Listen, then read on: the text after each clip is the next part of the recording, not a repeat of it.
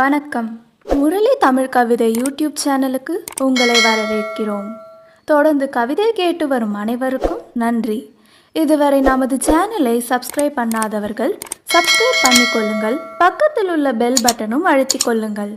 கவிதை பற்றி உங்கள் கருத்தை கமெண்ட் பக்கத்தில் பதிவு பண்ணுங்கள். பிடிச்சிருந்தா லைக் பண்ணுங்க, ஷேர் பண்ணுங்க. வாருங்கள், கவிஞரின் குரலில் இன்றைய கவிதை மழையில் நனைவோம். வணக்கம். தொடர்ந்து எனது கவிதை கேட்டு வரும் அனைவருக்கும் நன்றி. இன்றைய நம் காணொளியில் திருக்குறளில் வான் சிறப்பு குறள் எண் 14, 15, 16.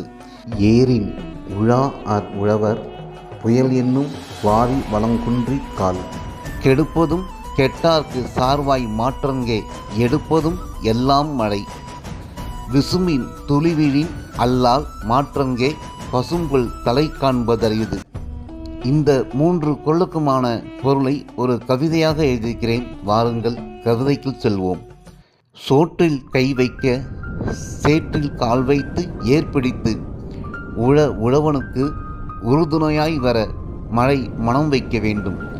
சோற்றில் கை வைக்க சேற்றில் கால் வைத்து ஏற்பிடித்து உழவனுக்கு உறுதுணையாய் வர மழை மனம் வைக்க வேண்டும். மண்ணை மணக்க மழை மறுத்தால் மண் மணக்காது, நெல்மணி விளையாது. ஏற்பிடித்தவன் ஏற்றம் காண எட்டா உயரத்தில் இருக்கும் மழை மண்ணை எட்டி பார்த்தால்தான் முடியும். ஏற்பிடித்தவன் ஏற்றம் காண எட்டா உயரத்தில் இருக்கும் மழை மண்ணை எட்டி பார்த்தால்தான் முடியும். மாற்றம் என்றும் விஞ்ஞான வளர்ச்சி என்றும் உழவுக்கு உதவியாய் உபகரணங்கள் கண்டுபிடித்தாலும் மாறி மனம் வைக்க வேண்டும். பயிர் வளர பசியார கேணி நிரம்ப பொழியாவிட்டாலும் நிலம் நனைய பொழிய வேண்டும். இல்லையில் மண்ணில் புல் கூட முளைக்காது.